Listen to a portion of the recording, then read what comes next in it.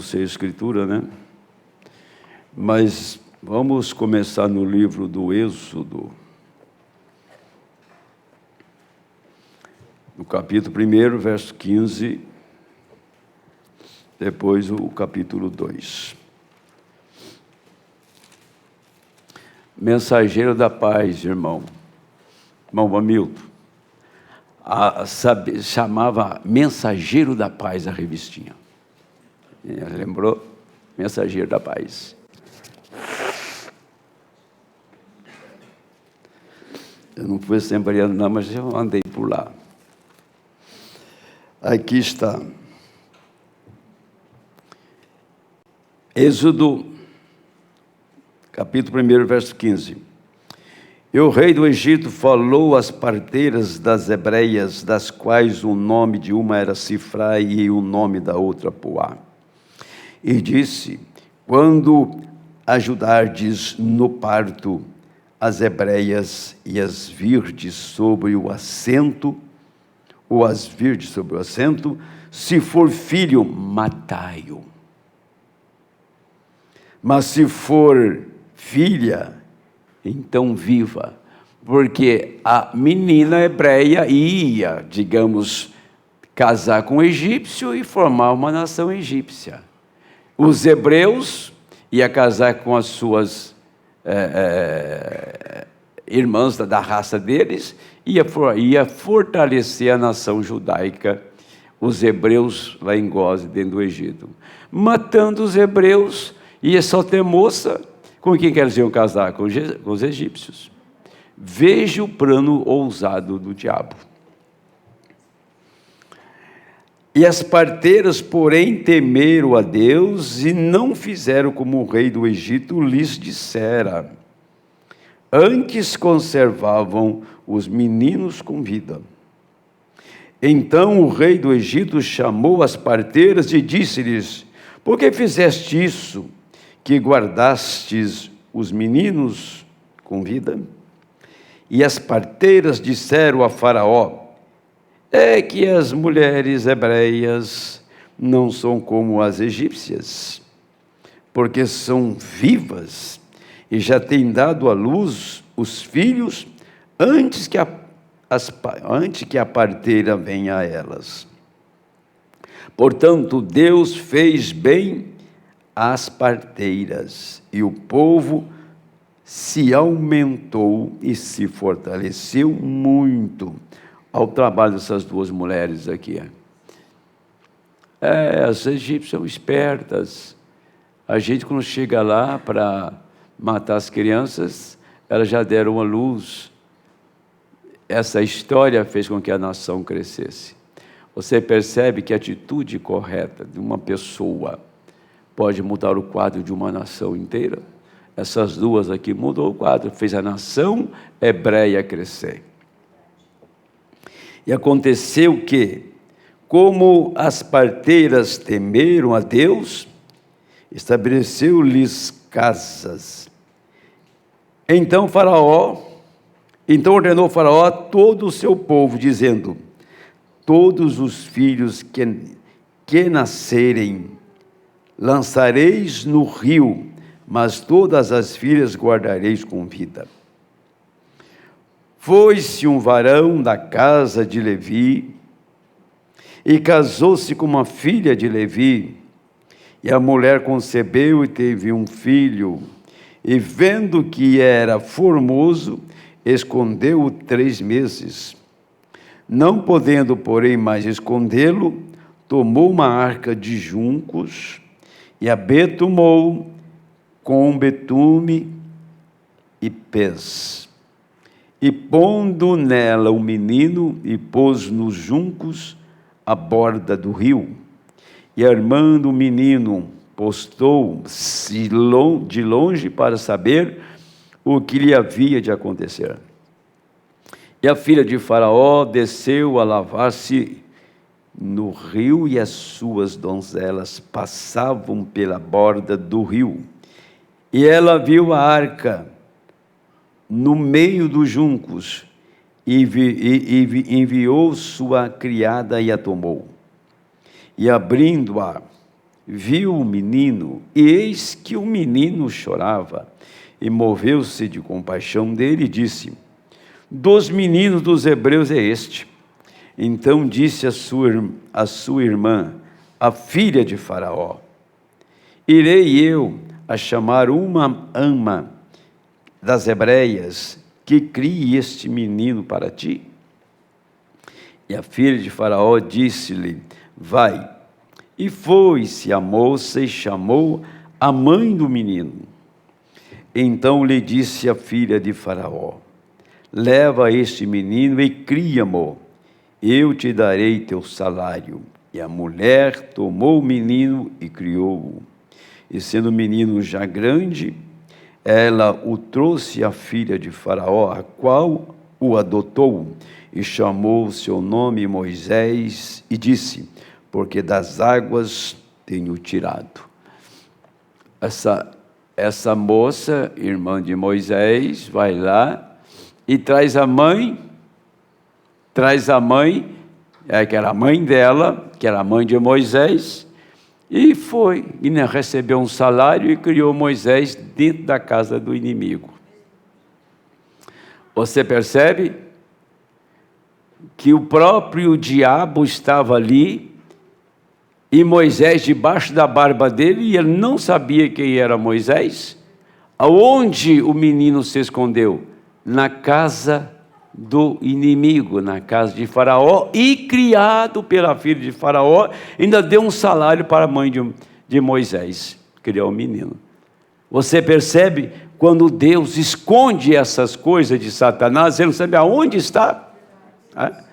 Agora, São Mateus, capítulo 2, verso 13.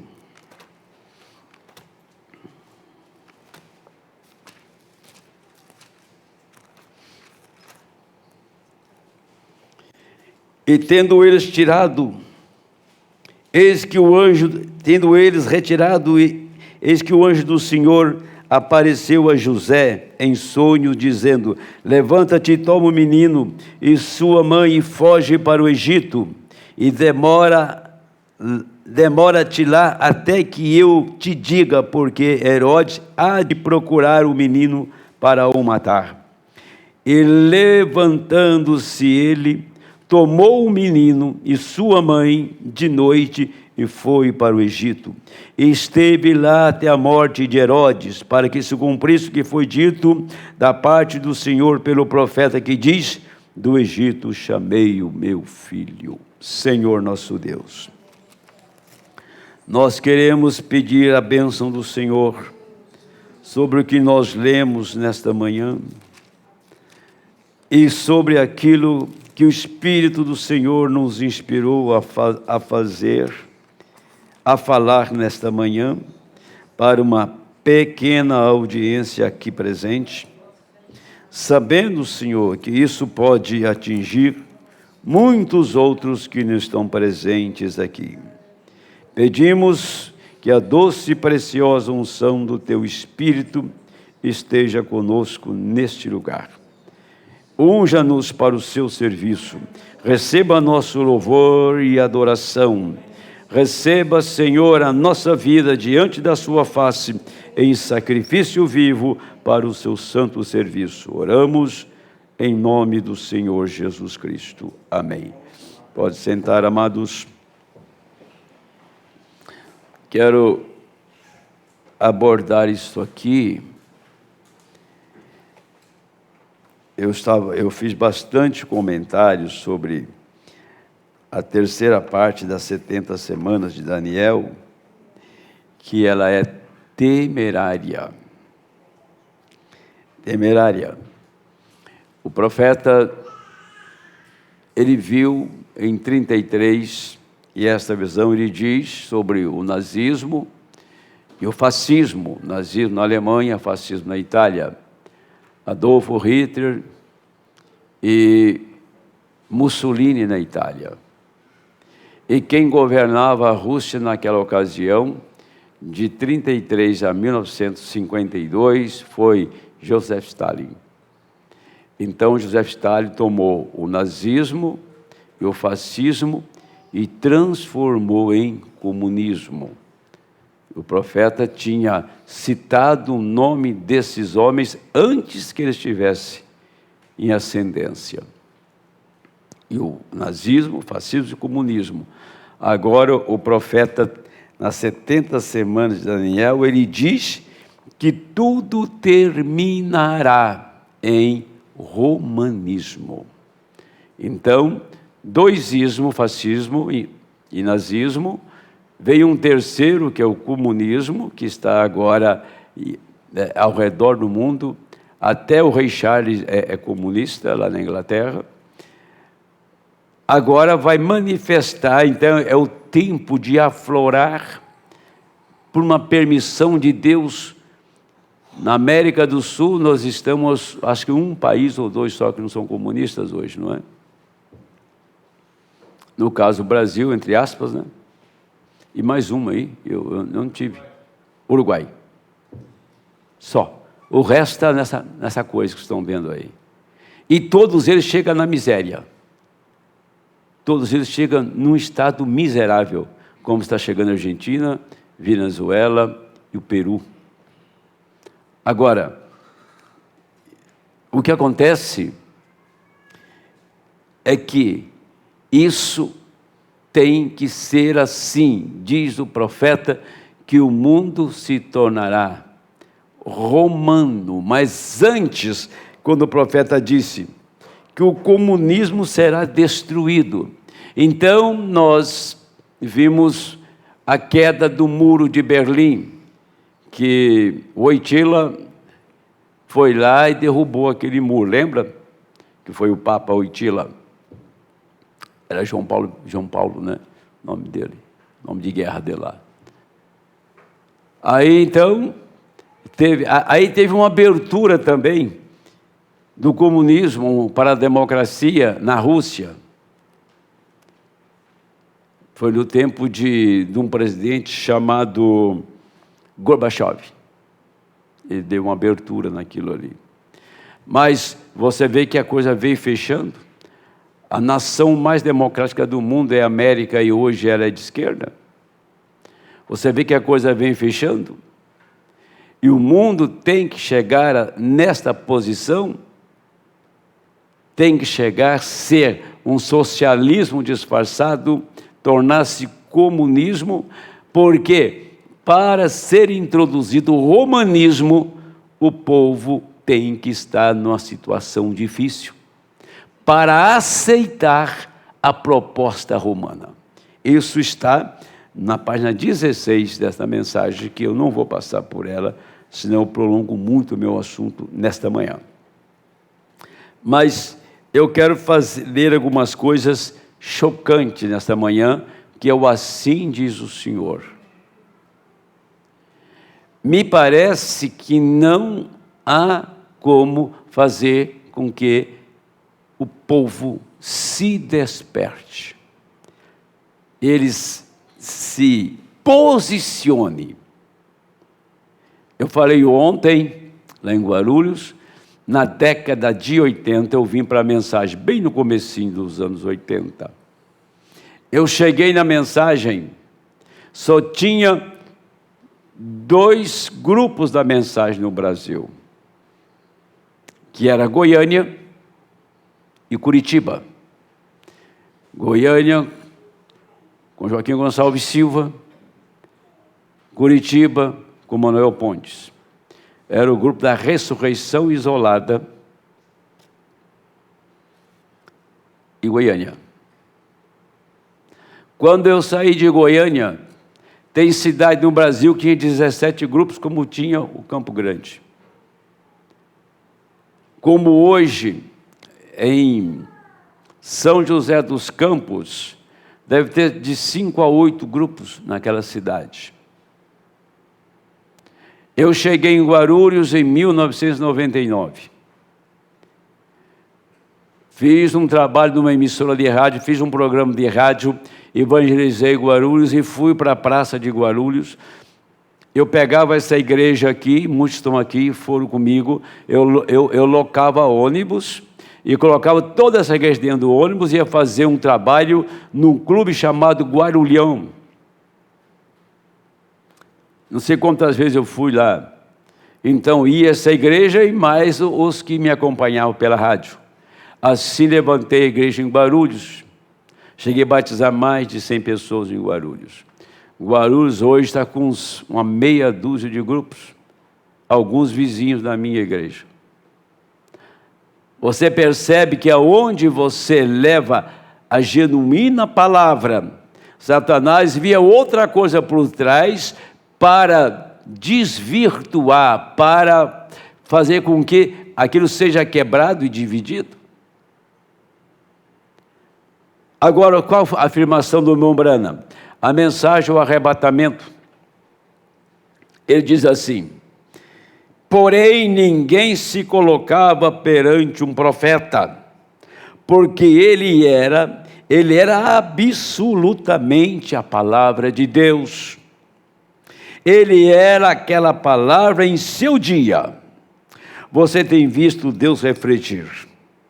Agora, Deus prometeu nos enviar isso novamente nos últimos dias, para trazer a noiva para fora dessa confusão eclesiástica, da única maneira em que isso pode ser feito. Isto nunca será feito. Preste atenção, tem muitas pessoas nas igrejas da abertura da palavra contribuindo para a encrenca, contribuindo para a confusão, porque não precisa fazer nada, é só atitude. Veja aqui a afirmação do irmão Branham, e essa mensagem foi pregada, sabe que dia? 4 de dezembro de 1965, porém, 20 dias antes da partida do profeta. Ele deixou esta afirmação aqui: isto nunca será feito. A igreja não pode receber a Cristo. Nós, os pentecostais, nós não podemos levar esta mensagem na condição em que a igreja está hoje.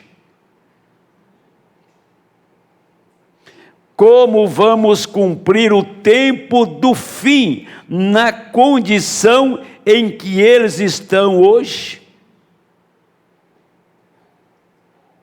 Tem pessoa falando em arrebatamento dentro de casa, como diz na minha terra, mutucando. Falando de arrebatamento, olhando para a parede, quando está acontecendo um culto de adoração. Isto é, dizer para vocês, uma pessoa que não tem discernimento do dia e da hora, e o que ela está fazendo, o que ela tem recebido.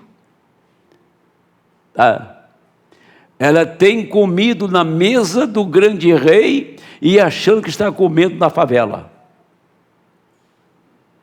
É isso que eles consideram assim, tá? A atitude deles considera isso. Porque essa palavra não os alimenta. Se esta palavra os alimentassem, eles estariam enquadrados, eles estariam em ordem, e receberia a palavra. O primeiro investimento que nós temos que fazer é em nossa alma, e depois você cuida do resto. E ele disse: quando cada um, assim, o tempo, nós não temos condições, né? Como vamos cumprir o tempo do fim na condição em que eles estão hoje, quando cada um contra o outro e tudo mais? Falando eclesiasticamente, diz o profeta: misericórdia é uma confusão, acabou em denominações. Eu pergunto a qualquer historiador para dizer diferente. Toda vez que uma mensagem saiu na terra, quando eles organizaram, ela morreu. Morreu ali mesmo. E os pentecostais fizeram a mesma coisa que todos eles fizeram, os pentecostais que saíram estão mortos. Agora o profeta diz: a igreja não tem comissão para levar essa mensagem até o tempo do fim. Quero dizer, uma palavra até desgastante. A maior bem-aventurança é você cair no canal certo. É você receber a mensagem como água limpa. Não tem nenhuma mistura. Isso é bem-aventurança. Eles estão criticando o sistema e fazendo pior do que o sistema. Por que pior? Porque o povo que está lá não sabe fazer melhor, porque não tem quem os instrua, que os ensine. Eles nunca irão entender Malaquias 4, 5 e 6. Eles nunca irão entender Apocalipse 10, 7. Eles não sabem nada disto. Então eles não têm quem os ensine. Mas quando você tem um profeta, na qualidade de profeta, quando você tem ensinamentos que a palavra está sendo aberta e revelada, aí quando as pessoas inventam um grupo separado, com a mensagem na mão, mas estão denominados. Está bem diante de você, de mim, de nós. Isso está bem claro. Porque as pessoas olham assim e dizem: ali tem uma placa de igreja e tem um título, então é um sistema, é uma denominação. Denominação é espírito. Não é uma placa ali fora que te faz um denominacional, tá? É um espírito. E enquanto esse espírito estiver em você, o Espírito Santo não tem lugar para atuar ali. Enquanto nós tivermos um espírito denominacional, o Espírito Santo está impedido de selar aquela alma, de batizar aquela pessoa no corpo. Esse é o grande problema. Ler a mensagem, ter a mensagem na sua escrivaninha, ou seja, na sua prateleira lá, não significa que você tem o espírito dela, que a sua igreja está sendo conduzida exatamente pela palavra. É que tem cabeças ocas. Você sabe o que acontece?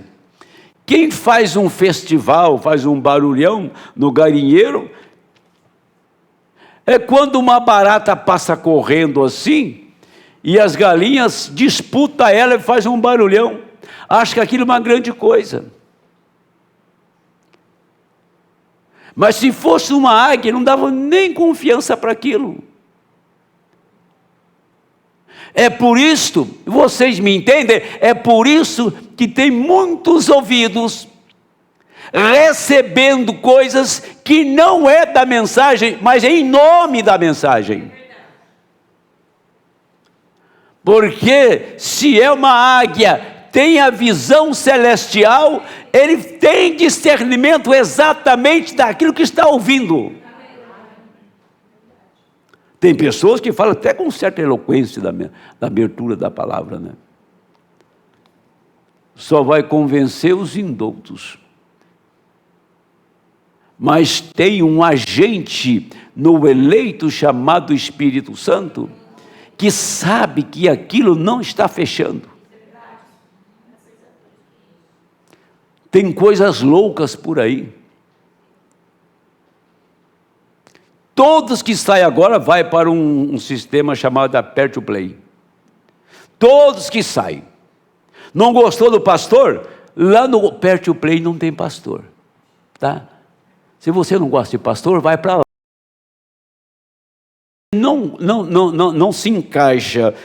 Se você não suporta, não se enquadra com pastor, então tem um lugar agora que não tem pastor mais. Lá você faz o que bem quer. E isso cresceu de uma maneira estrondosa no mundo inteiro. Esse sistema chamado Aperte o Play. Todos que escapam caem lá. Agora, se tem um Espírito nele, que é o Espírito de Deus, que nos leva a crer no que o profeta disse, eu tenho uma afirmação aqui, está na mensagem, está lá no meu escritório. Mensagem era de Esmirna, me pega para mim, né, meu irmão? Eu vou ler para vocês o que o profeta disse sobre isso. Tá? Ele disse, eu vou citar o que está lá. Ele disse, os homens do Evangelho completo, quem fundou esse trabalho foi o irmão Eigenbreit dos Estados Unidos, uma das maiores organizações, pega aí para mim que está anotado aí, tá? Você vai encontrar aí que está anotado. Falaram assim, está aí na mensagem de Esmirna, que a igreja não tinha a comissão. Sim, agora lembrei. O quíntuplo de Efésios tinha falhado. Está ali. O quíntuplo de Efésios tinha falhado e que Deus tinha levantado eles como mensageiro da chuva da hora final. Eles estavam substituindo o quíntuplo de Efésios. Se ele achar, eu vou ler. Está grifado aí, está escrito. Se eu escrevi, está aqui, parágrafo 59. Essa manhã vai ser ensinamento, sabe? Se você pensa que isso é verdade, então escute. Por todo o mundo, tanto no grupo pentecostal quanto no fundamental, eles estão organizando homens de negócio. Eles têm invadido o púlpito sem uma chamada de Deus. Eles têm se intitulado os pescadores de homens e os fundadores de um movimento de Deus. Eles dizem que o inspirado ministério de Efésios, capítulo 4, a partir do verso 10, que Deus é um para apóstolo, para profeta, para pastores e doutores, querendo o aperfeiçoamento dos santos. Tá? Que Deus, o inspirado ministério de Efésios 4 e 10, que Deus deu à igreja, tem falhado. Assim eles estão dominando. Aqui nós encontramos exatamente ao meio do cumprimento da profecia, chamada a contradição de Coré. Tinha que ter coragem, porque esses homens que patrocinavam as campanhas do irmão Branham. E eles nem mesmo sabem que tem se cumprido.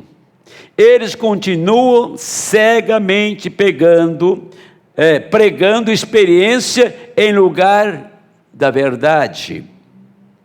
Que Deus se compadeça deles. Que seus olhos sejam abertos antes que seja tarde demais.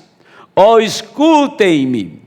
Quando foi que o prestígio do dinheiro, a liderança social, a habilidade nos negócios, ou a clareza mental, a bravura qualificou um homem para a liderança espiritual ou deu qualquer peso à palavra de Deus? quando, de algum modo, o materialismo ou os valores humanos começaram a se manifestar como a média pela qual Deus opera ao invés do Espírito Santo. Somente então nós apanhamos lutando contra Deus e não a favor dele. Isso foi nos anos 60. Agora, tem uma outra afirmação do irmão Branham aqui, que está aqui, ó, na mensagem Hebreus. Hebreus. Está aqui, deixa eu ver, eu anotei, não anotei não.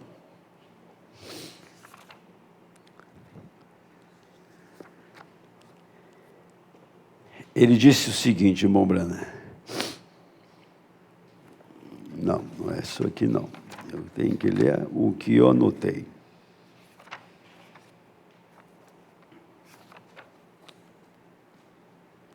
Deixa eu deixar isso aqui por tempo, para a hora final, que aí eu tomo isso aqui. O que o profeta diz aqui, diz assim: as pessoas, elas mudam de igreja por motivos egoístas para ir para uma igreja maior. Diz, Deus nunca fez isso. Aqui, Hebreus 7, segunda parte. Agora sim. Então eu vou ler agora. Eu parafraseei, agora eu vou ler. Qualquer ministro que é enviado sob a inspiração do Rei do Céu não irá por dinheiro, nem irá para fazer grandes igrejas, nem irá para inspirar denominações. Ele somente irá por princípio. Esse é trazer de volta seu irmão caído. Quer ele receba 10 centavos na oferta ou não fará a menor diferença para ele. Como eu digo, batalhas verdadeiras são combatidas e travadas por princípios e não por dinheiro. Homens e mulheres que se unem à igreja e entram na igreja para serem populares, porque são os Johnnies, pertencem a ela, e mudam de uma igreja pequena para uma grande. Você está fazendo isso por um motivo egoísta, e o princípio correto não está por detrás disso. Você deveria estar disposto a estar na frente da batalha. Parágrafo 77, Hebreus 7, tá? Parte 1. Hebreus 7, parte 1, não é parte 2, parte 1. Sim. Então, o que estou trazendo nesta manhã é para formar um quadro, trazer uma radiografia do tempo que nós estamos vivendo. É um tempo dos mais enganosos que já houve na história, tá? As pessoas têm um recurso na mão e não usam o recurso para a sua própria libertação. Agora, vamos entrar no caso de Moisés aqui, tá? Mensagem terceiro, Êxodo 215 em diante. O profeta diz: o diabo na forma de Ramsés, um rei, a primeira coisa que ele fez foi se livrar das crianças. Agora, vamos voltar lá na minha abertura, vamos voltar exatamente aonde eu estava falando desse problema na USP, no Hospital das Clínicas. O que o diabo queria ficar livre? Livre das crianças. O que o diabo quer ficar livre? Livre do conceito família. É isso que ele quer se livrar. É uma estratégia. Então, o diabo, na forma de Ramsés, um rei, a primeira coisa que ele fez foi se livrar das crianças, com morte natural. Então, logo o Filho de Deus nasceu, ele tinha se mudado do Egito, porque Deus destruiu o Egito, amaldiçoou-o, nunca voltou desde então. Então ele esteve em Roma. Satanás mudou o seu trono de Roma.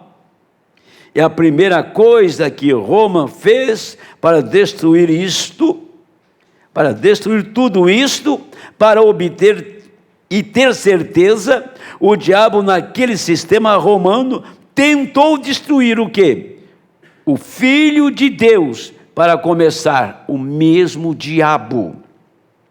E hoje, ele tem feito a mesma coisa sobre o sinal do espírito religioso, professando o cristianismo, tomando nossas moças, casando-as com moços católicos e fazendo-os criar seus filhos católicos para quebrar o poder do outro lado.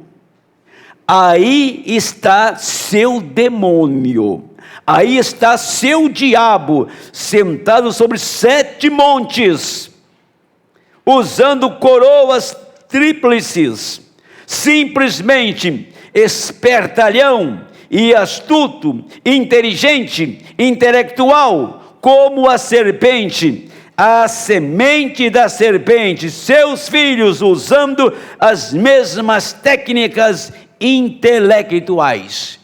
Olha, eu quero chamar a atenção nisso aqui, eu já falei disso, mas eu quero ser aquele tipo de água mole em pedra dura, né?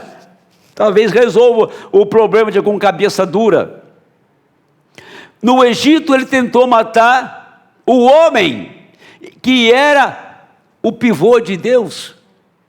Ele não vai lá embaixo, ele não vai no princípio da fila, ele vai no cabeça da fila.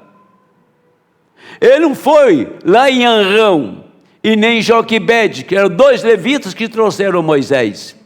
Por isso que Moisés era profeta e Moisés também era sacerdote, porque ele estabeleceu o sacerdócio levítico. Mas ele vai lá e vai pegar aquele que tem um ofício para o serviço. O diabo nunca pega o porteiro da igreja, ele pega o púlpito da igreja, porque se ele dominar isso aqui, ele domina a igreja inteira. Os escândalos desse país não moveu ninguém, está todo mundo lá. Porque ele pegou o púlpito, aí pegou a igreja inteira. Ele pega o pai de família e destrói a família.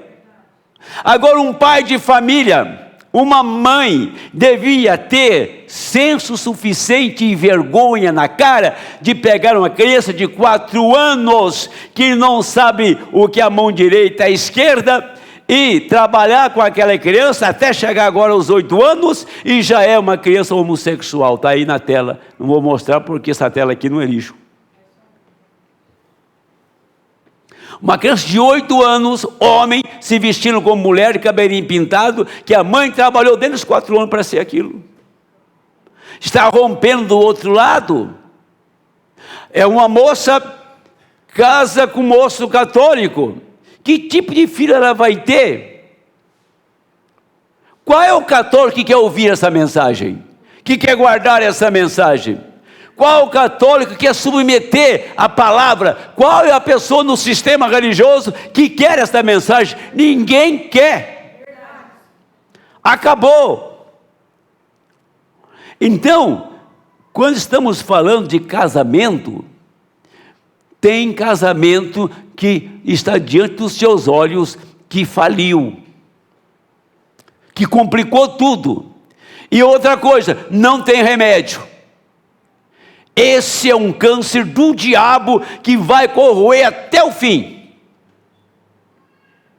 Os primeiros anos de casado é a base para você suportar até o fim.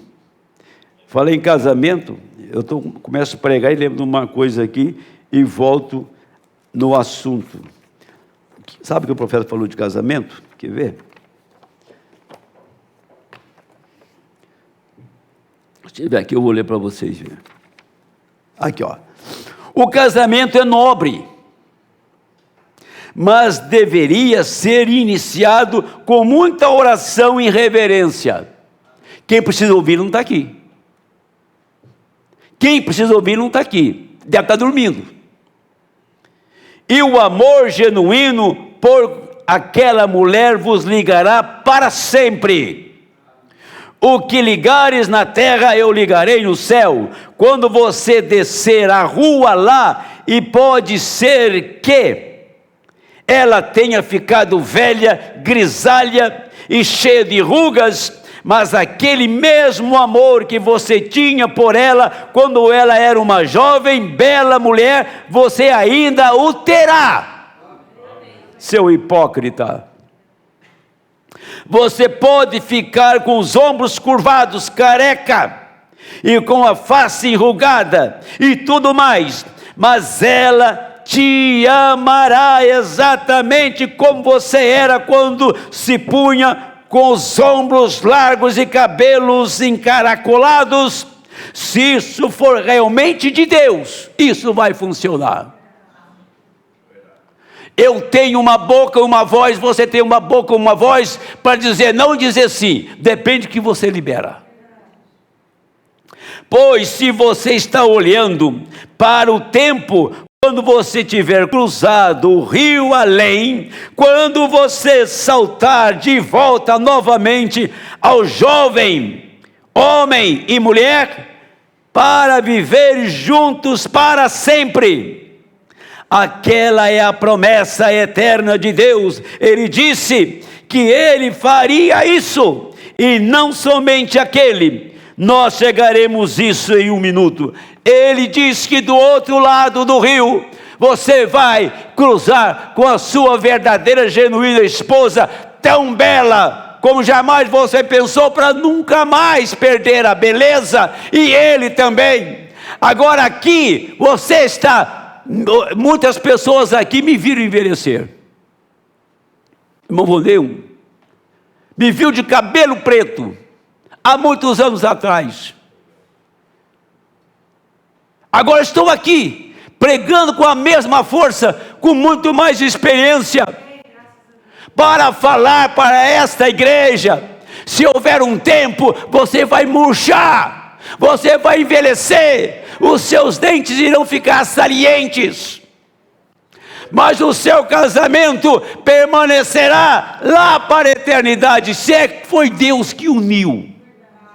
Agora, quando o moço olha para uma moça e tem uma sensação e tem sensualidade por ela, que além de uma vida de formar um lar, formar um casar e formar um lar, formar uma família, isso acaba, vida amorosa acaba, gente, beleza acaba, isso é vaidade, é temporário. Mas se você casou num casamento aprovado por Deus, saiba de uma coisa, que a velhice, que a pele enrugada, os ombros caídos, não vai ser um tropeço para você dar continuidade e ser uma testemunha que o seu casamento foi aprovado por Deus. Vocês não vão ter essa oportunidade de ficar velho como eu. Eu não acredito que você vai ficar velho, você que é jovem. Não acredito. O tempo, Deus tem o tempo dele fazer as coisas, mas ele está na eternidade. Quando Deus pôs aquele casal no jardim, ele não foi tomado de surpresa que eles iam envelhecer. Adão não veio de um ventre Ele veio pela palavra do pó da terra.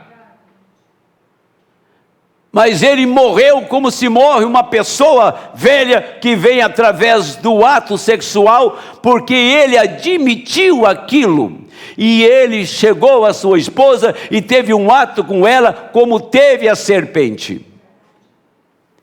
Então ele caiu na mesma situação. Mas quando veio o Senhor Jesus Cristo, ele veio através do ventre, mas pela palavra. O verbo estava no ventre de Maria. O verbo se formou, o verbo se encarnou. Deus se manifestou na pessoa de Jesus Cristo. Deus que estava em Cristo, hoje está em você. O templo de Deus, o habitar de Deus, o santuário de Deus, a morada de Deus, o trono de Deus, foi o Senhor Jesus Cristo. Ele te limpou, te purificou com o sangue dele e te fez limpo para habitar em você, como ele habitou em Jesus Cristo. Amém. Não vai ter diferença. A plenitude de Deus em Cristo e a plenitude de Deus na noiva, nos eleitos. Estamos caminhando para a adoção. Para a adoção. Eu tenho um tema aqui. Jesus passou pelo ventre, cresceu como um homem, chorou como criança, chorou como homem. Mas no Rio Jordão, ele recebe o Deus Jeová dentro dele em forma de uma pomba. Ele nasceu do ventre, não tinha pecado, mas sofreu as consequências do pecado. Ele envelheceu, ele ficou fraco, ele teve fome, ele teve sede, ele ficou nervoso, ele se abateu, ele parou a tempestade, ele tirou Lázaro da sepultura, ele levantou os mortos, limpou os leprosos, salvou as prostitutas, os ladrões. Sim, ele veio para aquele tipo de gente, ele veio para esse tipo de gente que carregava uma semente, que carregou uma semente. Ele veio para levantar esta semente e te encher do Espírito Santo, e você ser herdeiro do reino, como ele tem um reino para dar herança para nós. Amém. A hora que vivemos demanda fé, a hora que nós vivemos demanda coragem, a hora que nós vivemos demanda esforço, demanda renúncia. É uma hora que temos que investir tudo. Ele te capacitou.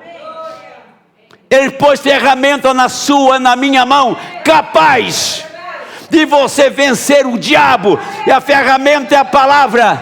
A ferramenta chama fé. Homem destemido, mulheres destemidas, que param na brecha pela palavra e não cede um milímetro para o diabo.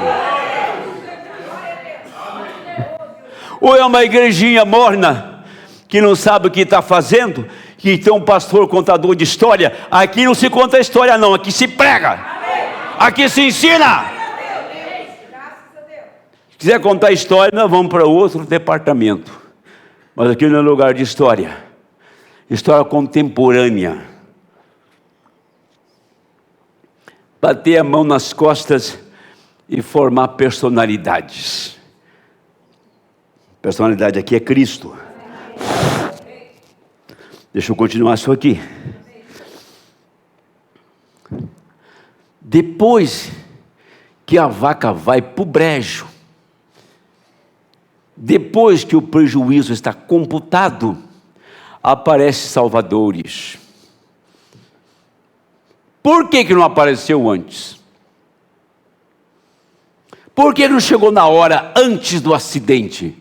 Depois que acontece o acidente, você vai lá arrastar os pedaços de cadáver? O problema está em pai que não é pai suficiente para pôr o filho na linha, a filha. É isso. Fala não. Não pode. Tira o veneno disto. O pastor está aqui para tirar o veneno do diabo, para que incita a igreja a fazer coisa errada. Se ele é pastor, ele vai ficar um tanto sozinho, mas vai pregar a verdade. Estamos num tempo que nós estamos num tempo de alienados. Se eu fosse jovem, ia ser pedreiro, porque quem é pedreiro vai ganhar muito dinheiro. E já estão ganhando. Porque ninguém quer ser pedreiro. Um pedreiro ganha 15 pau por mês. 15, 10, 15. Eu conheço eles, eu vou na minha casa, eu sei. Pega serviço de 30 mil reais e entrega em 15 dias. Quanto ele ganhou? Ele investiu, mas quanto ele ganhou? Mas quem quer enfrentar o que ele enfrenta? Não aquele mecânico de carburador de 300 anos atrás, mas um mecânico técnico atualizado, que abre uma oficina. Ele vai ter que sujar a mão, filho de graxa. Vai ter que deitar debaixo de motor quente. Tá? Isso ninguém quer mais serviço braçal. O Canadá abriu a porta para quem quiser ir para lá trabalhar.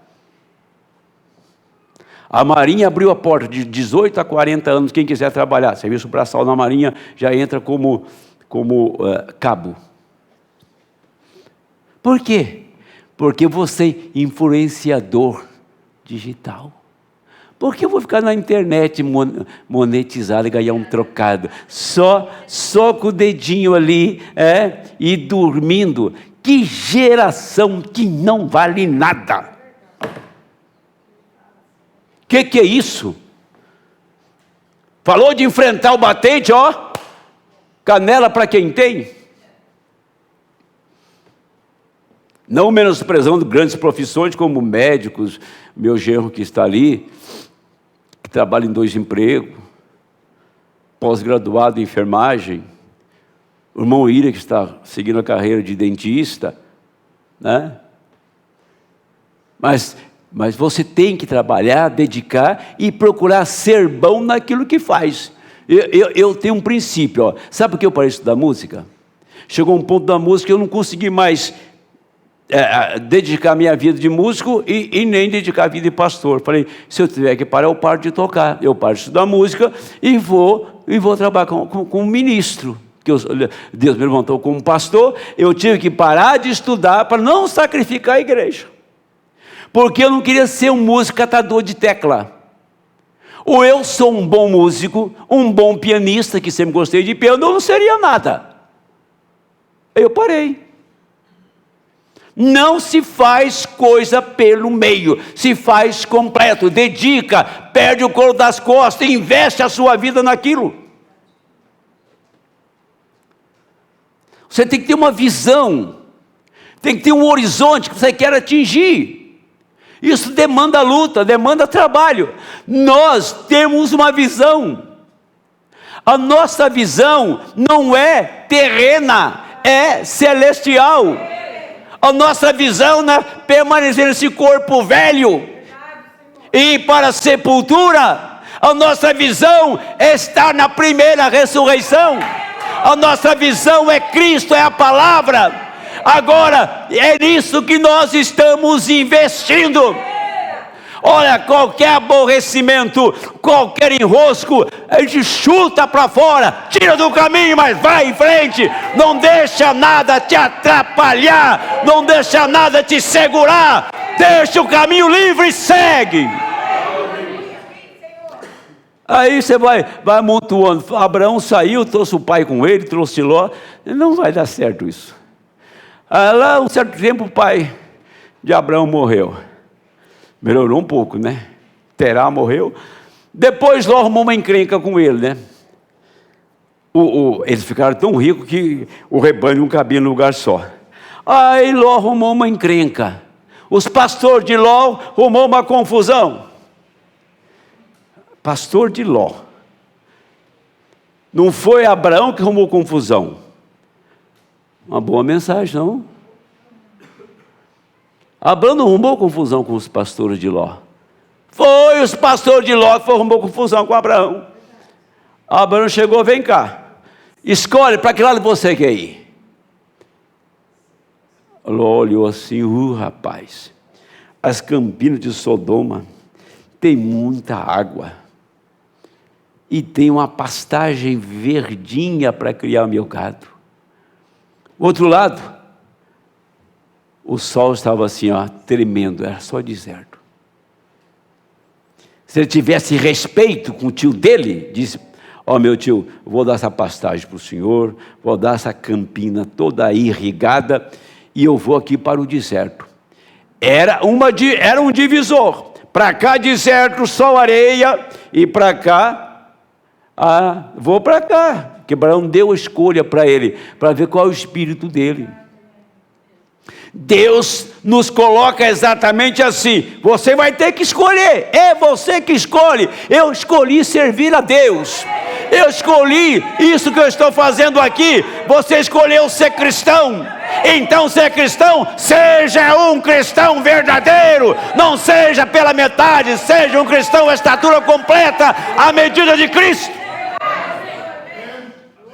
Se vamos ser cristão para valer, ou não seremos nada.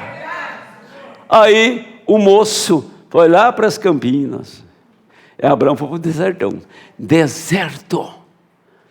deserto de Manri. E Ló cresceu, e Ló prosperou, só que Ló nunca viu que aquilo era cinza. Lá era cinza, era uma campina bem irrigada, cheia de água, mas era cinza. Com o tempo, ele viu que aquilo virou cinza. Deus queimou aquilo. O fogo nunca chegou onde Abraão estava. O que chegou para Abraão foi uma mudança, uma transformação. Foi isso. A sua escolha determina o seu destino. A escolha de Ló determinou o destino dele. Ele teve opção. Agora, se a pessoa não tem uma mente espiritual, vai sempre escolher o errado. Agora eu vou procurar onde eu parei. Acho que está aqui. Aqui está.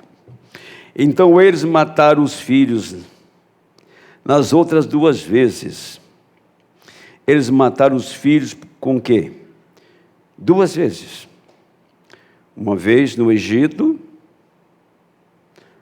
ele tentou, né? Mas tinha 2 moças lá que eram muito temente a Deus, Sifra e Puá. Mas Jerusalém, ele matou todo mundo. Eu tenho um hino aí. Acho que o hino mais belo que eu já escrevi foi esse. Cadê a minha compositora, a minha irmã? Sabia que tem uma orquestra orquestrando aquele hino? Lá em Minas Gerais. Se prestar, a gente canta, né? Espera para ver. Aqui está. Vou continuar aqui. Então eles mataram os filhos nas outras 2 vezes. Eles mataram os filhos com o quê? 2 vezes. Agora lembre-se, observe essas 2. E essa 3ª vez. Está vendo? Ele matou os filhos da primeira vez, na primeira 2 vezes, morte natural. Matou no Egito e matou nos dias de Cristo. E desta última vez ele está tomando os filhos e os matando com morte espiritual, misturando-os em casamento. Agora, isso aqui vai tão longe, porque você pode pensar, então, casou, fez o casamento errado. Eu lhe afirmo, acho que eu estou bem velhinho para ver as experiências passadas, que quando não dá certo no começo, o fim é pior. Mas quer dizer que eles estão impedindo, o que o diabo está impedindo hoje, não é que os filhos nasçam de um católico e de um crente. Ele provocou isso para que essas crianças cresçam e não nasçam de novo. Então a morte é espiritual. Olha como o camarada, eu acho que ele é parente do Barba, sabe? Porque os camaradas têm uma visão assim de detonar lá na frente, que não é brincadeira. Quer dizer, ele tentou matar nos dias de Moisés, e Moisés libertou Israel.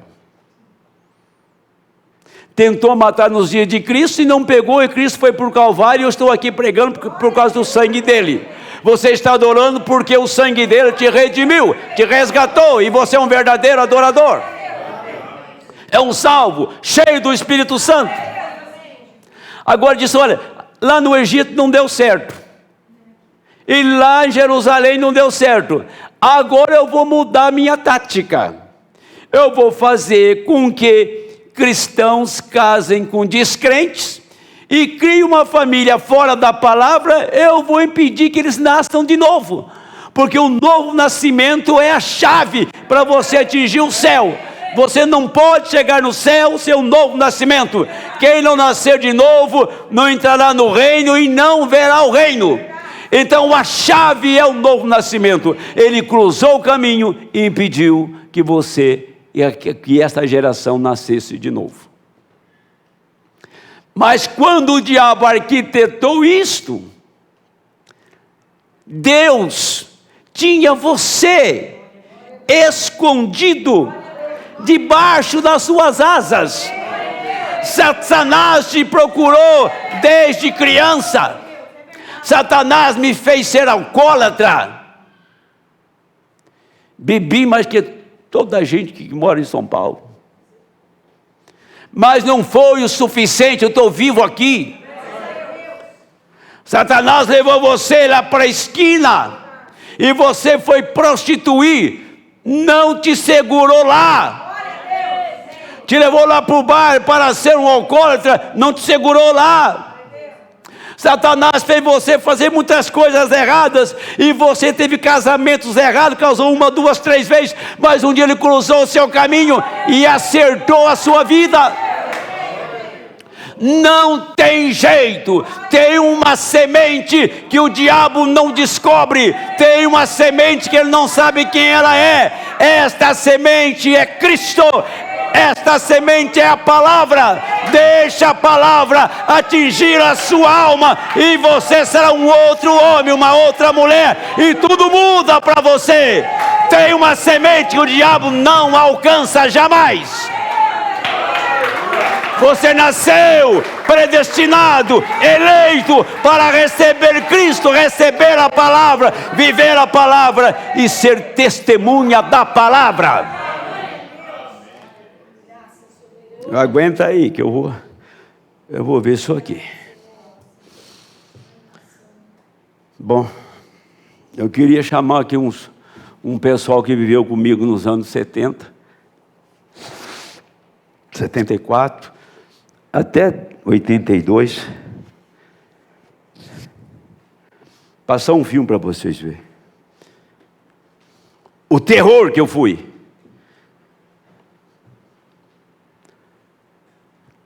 Sabe que o camarada, se eu candidatasse a prefeito da Vila Jaguar, eu ganhava no primeiro turno. Até os cachorros gostavam de mim.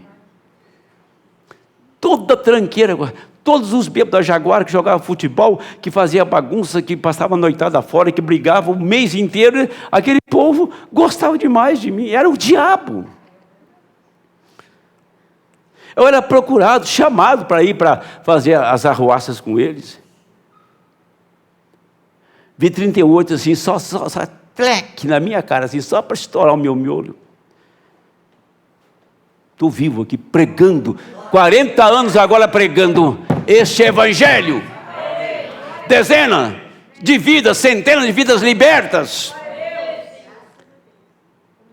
E quando eu saí do meio deles, engraçado, ninguém me procurou. Ah, o Boca ficou crente agora, deixa ele quieto. Meu apelido era Boca.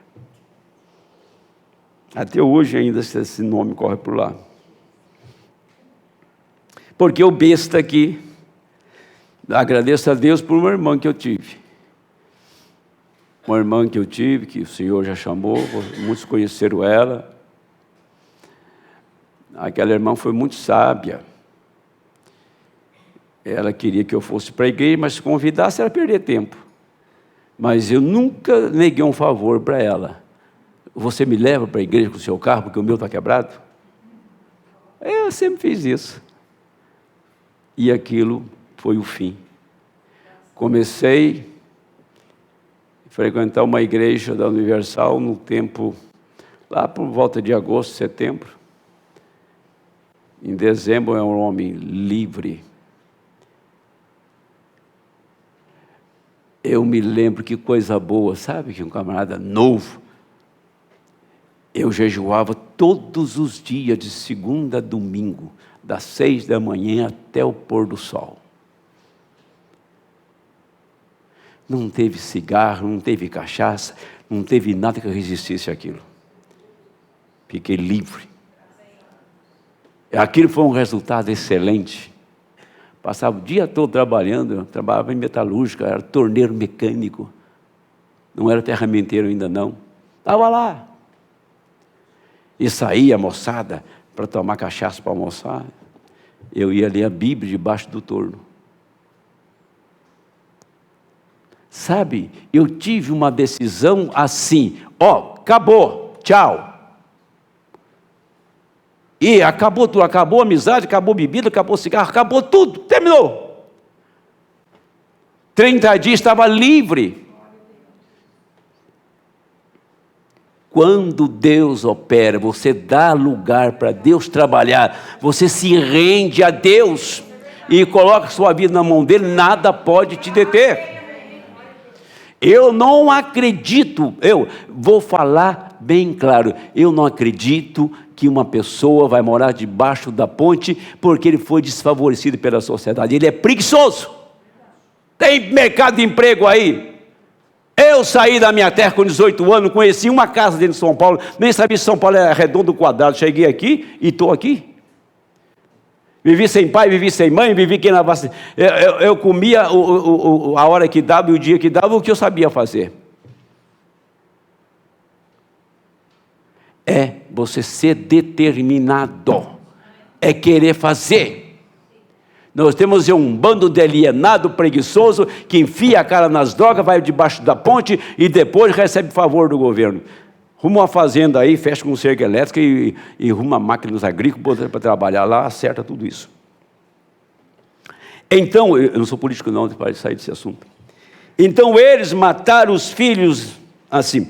Daniel não disse a mesma coisa neste reino do ferro e barro, que eles misturarão aquela semente e tentarão quebrantar o poder do outro povo. E é isso que estão fazendo até que conseguiram isso agora. Eles introduziram um presidente. A próxima coisa que você tem a fazer é introduzir o cardeal, introduzir o gabinete inteiro. Então, o que vai fazer? Ele está falando, esta mensagem, terceiro Êxodo, onde eu estou lendo aqui,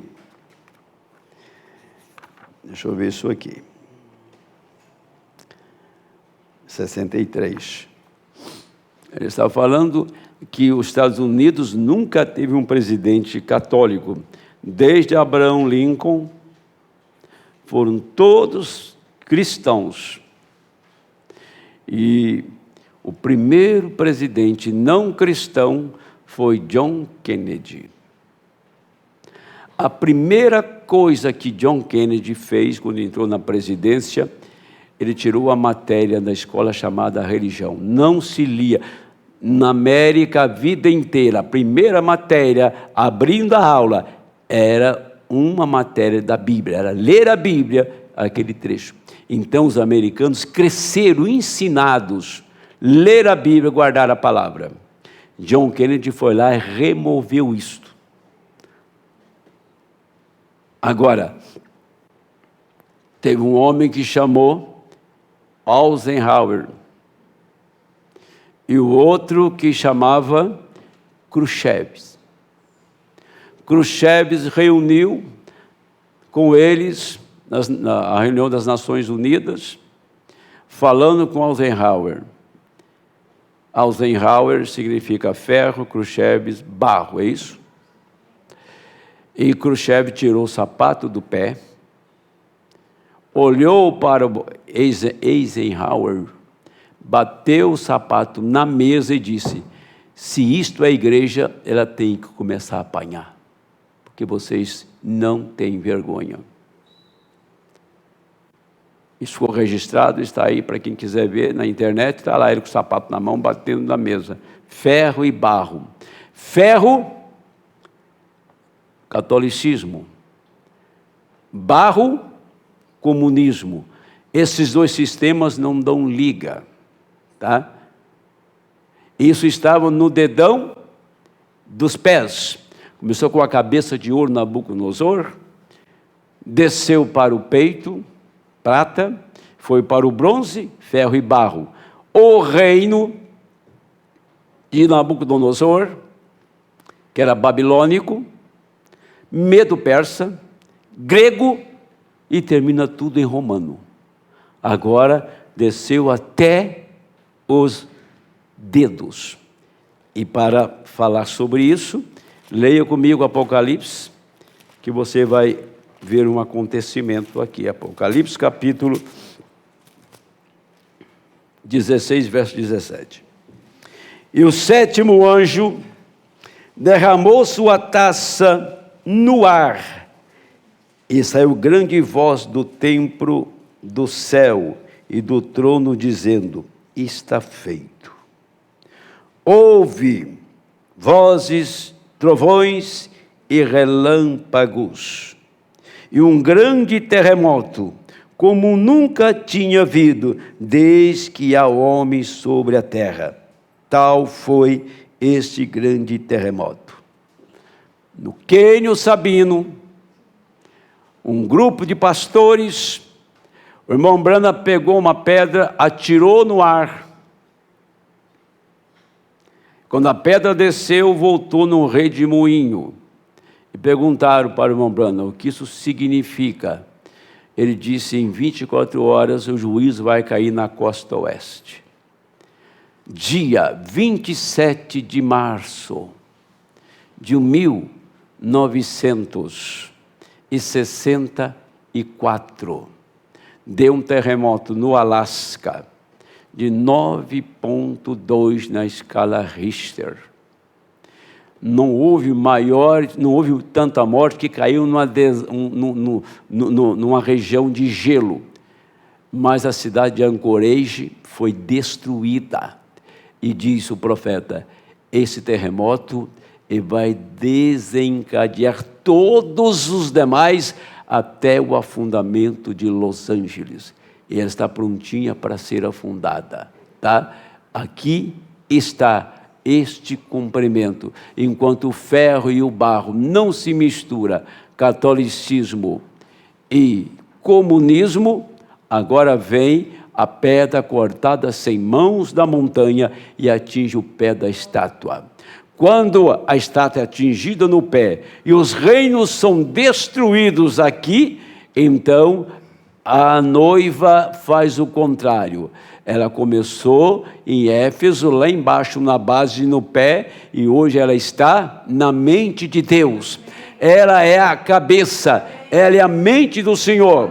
Então o sistema do mundo começa na cabeça e termina em destruição no pé. Ferro e barro atingido pela pedra cortada sem mão da montanha. E do outro lado, a noiva começa lá em Éfeso, caminha 2000 anos e chega à pedra angular, a pedra de coroa. Então ali está a primeira ressurreição, ali está a transformação desta igreja que está aqui, e a ressurreição daquela que está na sexta dimensão. Então, Cristo agora, nós passamos da boca dos pentecostais, passamos da visão do profeta e entramos na mente de Deus. A mente de Deus é a sua palavra revelada no seu coração. Nós temos a mente de Cristo, disse Paulo. Se a igreja tem a mente de Cristo, ela é capaz de entender a palavra. Deixa eu terminar, deixa eu ver onde eu anotei aqui, tá certo, está aqui. Ainda é a mensagem, terceiro êxodo. Poxa, sim. Assim fazem, veja, casam suas filhas, as filhas casam com seus filhos, criam seus filhos católicos, exatamente, matam-nos com morte espiritual. A Bíblia não disse que ele lançaria numa cama de mundanismo e feriria de morte espiritual seus filhos. Apocalipse capítulo 17. É sempre a palavra, não me importa onde se vá, ainda é a palavra, tem de se encaixar corretamente no quadro. Senão, não é a palavra, não é a palavra. Se não conseguir que seja a Bíblia de um extremo ao outro, então está errado. Olhe, durante este tempo, Deus estava treinando, vou terminar aqui, preste bem atenção, meu horário já está bem em cima, tá? Olhe, durante este tempo, Deus estava treinando seu servo para o seu trabalho. Quem? Moisés. Treinando fora da vista deles, fora dos planos deles, seus esquemas. Estão entendendo? Fora do sistema organizacional deles. Deus estava treinando um homem para o seu propósito. Ele só estava deixando isso prosseguir. Deixou-o casar e ter sua esposa, filhos. Gerson, ele estava vivendo uma vida boa, abençoada, e Deus estava abençoando ali, mas o tempo todo ele o estava aprontando e treinando. Deus treinou Moisés 40 anos, escondido de Faraó. Deus e seu inimigo fizeram no natural, então exatamente como Deus e seu inimigo estão fazendo no espiritual agora. Eles os mataram com morte natural, agora com morte espiritual. Está vendo? Deus estava aprontando um homem natural, seu profeta, para ir ao Egito.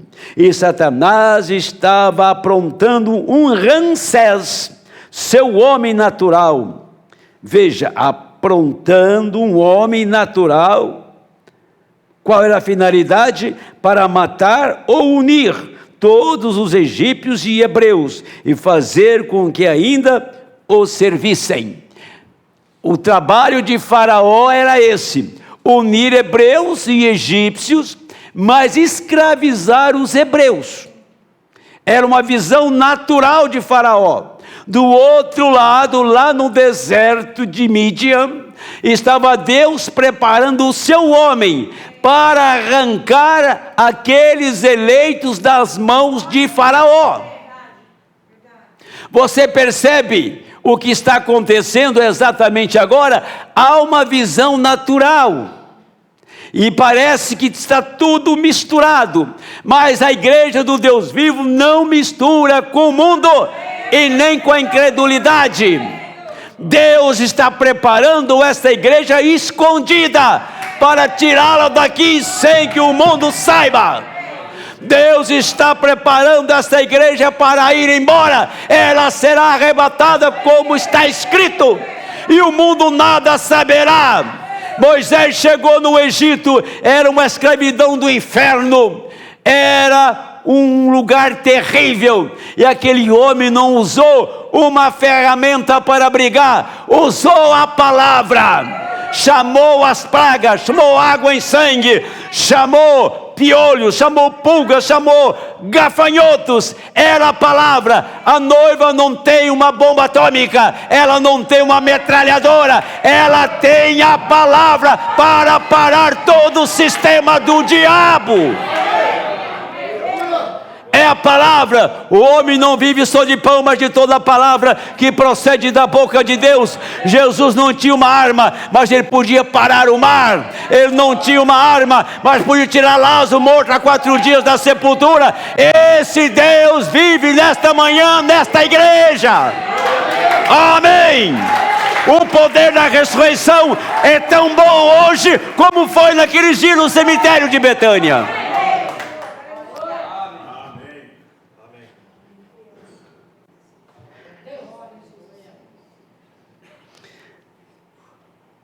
É por isso que é tão difícil para a mente arrazoar contra um sistema educacional que pode provar seus pontos. Está vendo?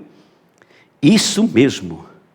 Sua mente sempre irá à educação intelectual e intelectualmente que arrazoa. Nem mesmo vê isto. Tudo o que acontece ao redor, onde você está, você tem uma visão das coisas naturais. Jesus olhou para o mar encapelado. Ele não viu o mar encapelado. A visão dos apóstolos era que aquele mar encapelado, revolto, ia afundar o barco. Que eles gritaram: socorre-nos, estamos perecendo. Jesus não se agitou. Ele apenas levantou de onde estava dormindo, descansando. Chegou na ponta da embarcação, e a coisa estava explodindo por todo lado. Você não tem ideia de tempestade do mar. Pega um para você ver como eu peguei. Você vai ver como você fica tão pequeno e impotente. Ondas quebrando com 3, 4 metros de altura, e o barco fica em pé, e o barco vira de ponta cabeça. Eu passei uma situação difícil. O culpado foi o pastor Júlio, que colocou aquele dia lá no alto mar. Ele olhou para aquilo e só falou assim, como estou conversando: mar, aquieta-te. Vento, para. Mas foi imediato.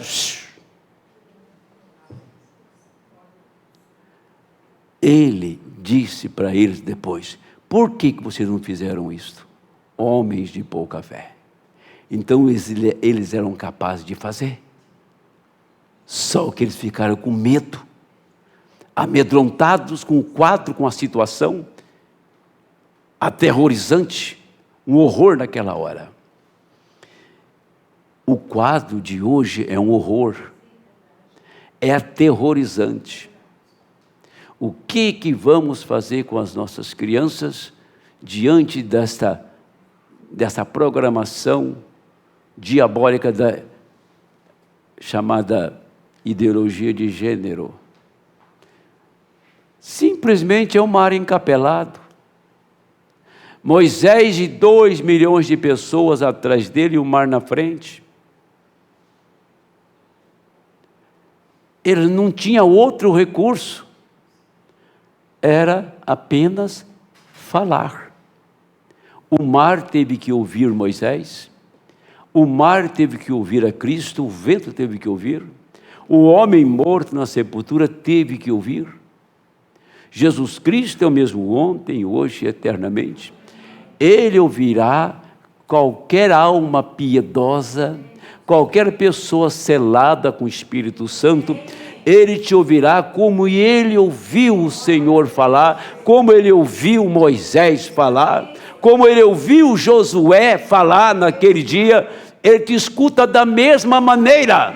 Você nunca deve temer nada que está na sua frente, apenas creia que este Deus que você serve está cuidando de você em qualquer circunstância.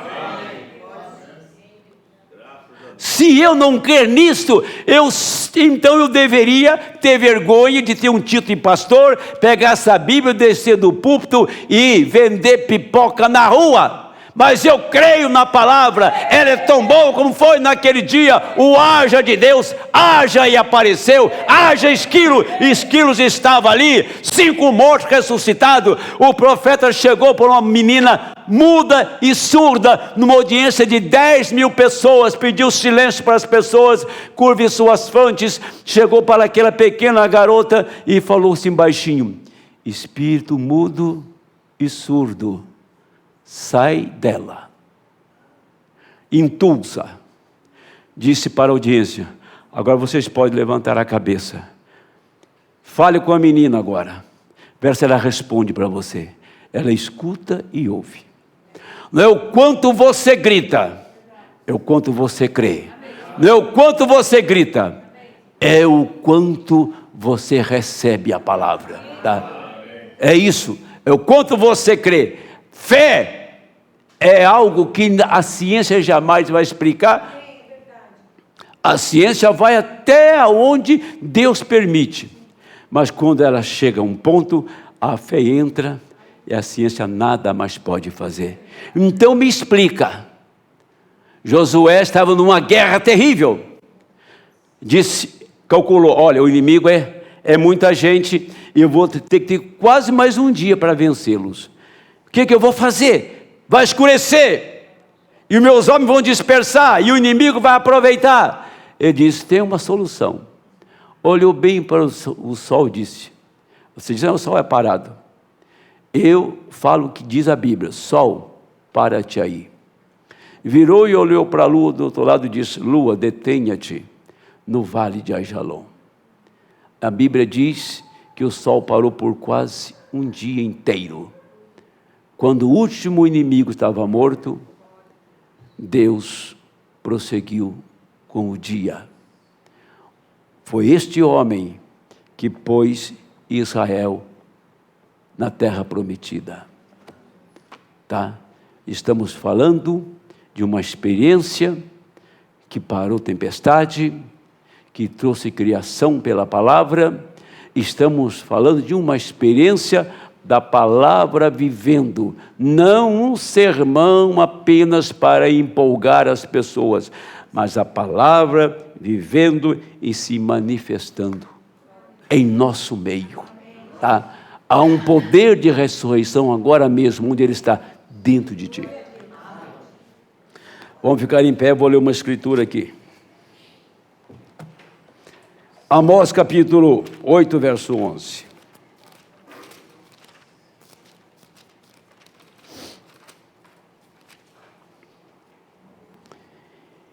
Amós disse desses dias, dizendo: eis que vem dias, diz o Senhor Jeová, em que enviarei fome sobre a terra, não fome de pão, nem sede de água, mas de ouvir as palavras do Senhor. Irão errantes de um mar até outro mar, e do norte até ao oriente, correrão por toda parte, buscando a palavra do Senhor, e não a acharão. Você nunca busca a Deus, é Deus que vem ao seu encontro. Adão escondeu do Senhor por detrás dos arbustos, e Deus foi buscar Adão, dizia: Adão, Adão, onde você está? Então, se corre atrás da palavra, nunca vai encontrar a palavra.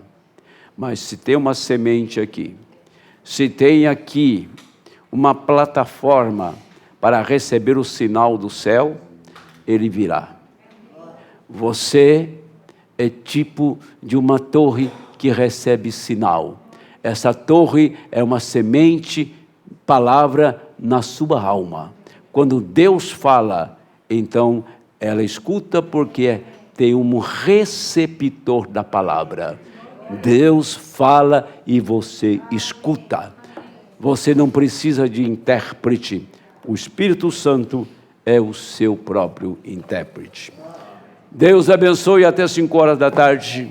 Abraço a todos que me acompanharam nessa manhã através do nosso canal. E aqui está.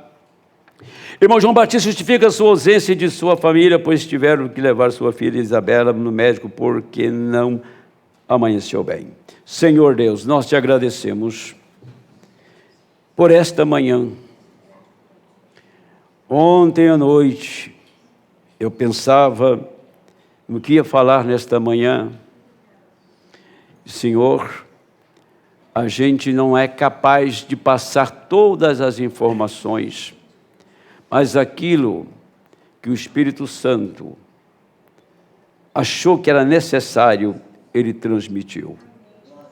Isso não é apenas para fazermos religiosos, isso não é apenas para criar um grupo social. Pregamos uma mensagem que é capaz de tirar desse corpo velho e te colocar num corpo novo. Tirar deste mundo velho e nos colocar em um mundo novo. Senhor, sabemos que algo nos espera. Paulo disse que se esta casa terrestre se desfizer, temos uma esperando do outro lado. Há um corpo novo, que esta alma redimida tomará posse, assim que terminar aqui. Encoraja e abençoa esta igreja a caminhar. Esforça a nossa coragem, Senhor. Dias difíceis sabíamos que viriam. Momentos difíceis nós saberíamos. Disse Amós que haveria uma correria para comer a palavra e não encontraria. Mas o Deus dos céus, Ele escondeu sua palavra para distribuir aos seus filhos num tempo de escassez. José no Egito armazenou trigo por 7 anos. Quando a fome atingiu o mundo, eles tinham comida em abundância. Deus sabia que viria uma fome muito grande da palavra. Ele armazenou esta palavra, Ele enviou o seu profeta, para agora, nesse tempo, termos os celeiros repletos. Abençoa, Senhor, e que possamos tirar mais uma porção deste celeiro no cair da tarde. Em nome do Senhor Jesus Cristo. Amém, Senhor. Deus abençoe, até daqui a pouco mais. Tem o meu irmão do Haiti, nós temos cozinha, tem almoço aí, pode ficar à vontade, amém? Deus te abençoe. Me fala o seu nome de novo. Rubens. Não dá para esquecer, né? Muito fácil, né? Deus abençoe. Deus guarde a cada um de vocês até às 5 horas da tarde. E aqueles que eu convoquei, vamos conversar, tá bom? Deus abençoe. Pode cantar, irmão.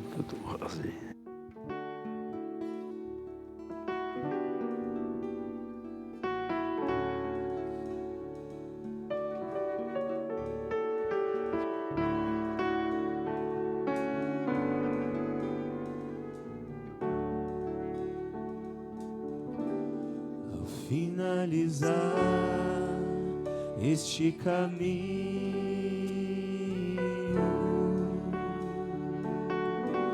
carruagens virão da glória e me levarão de volta à minha herança. Gloriosa será, gloriosa será esta manhã, quando enfim meus olhos verão ao Rei. As provas serão como nada, quando em seus braços irei descansar. meu Senhor. Aí eu quero, contigo eu quero estar, Senhor. Aguardarei o grande dia.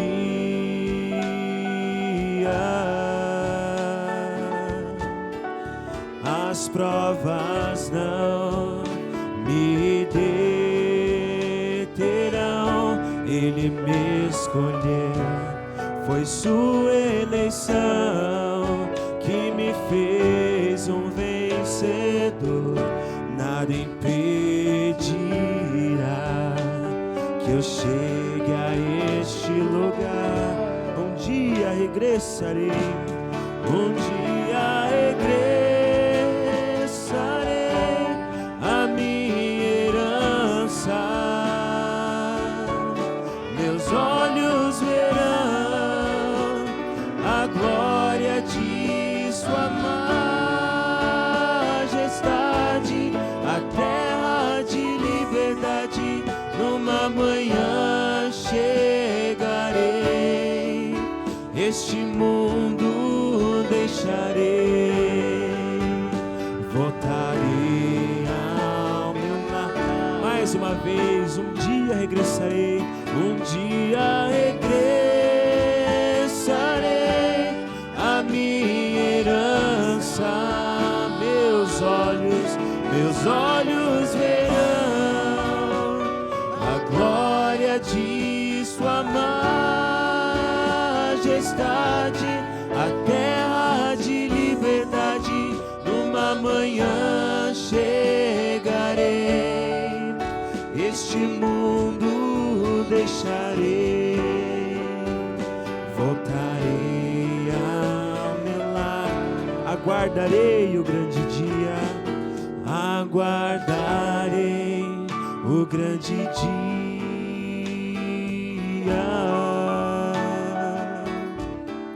As provas não me deterão.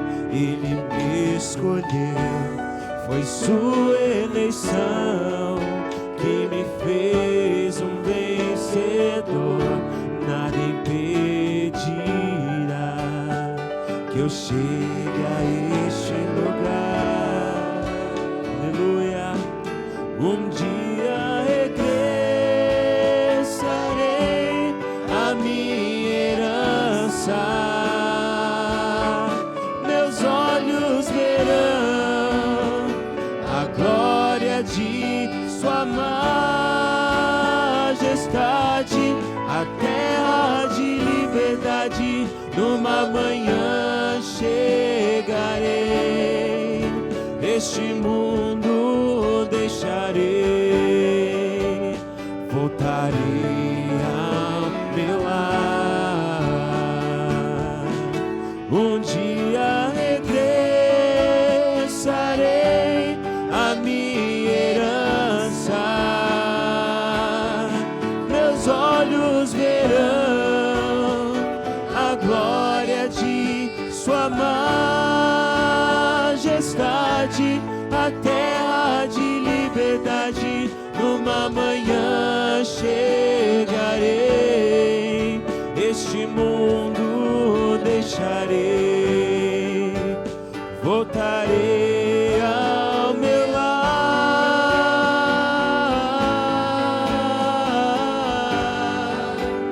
voltarei ao meu lar,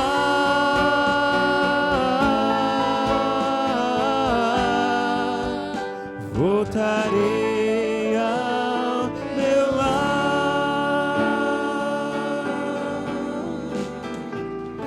Deus abençoe a todos em nome do Senhor Jesus. Amém. Aleluia.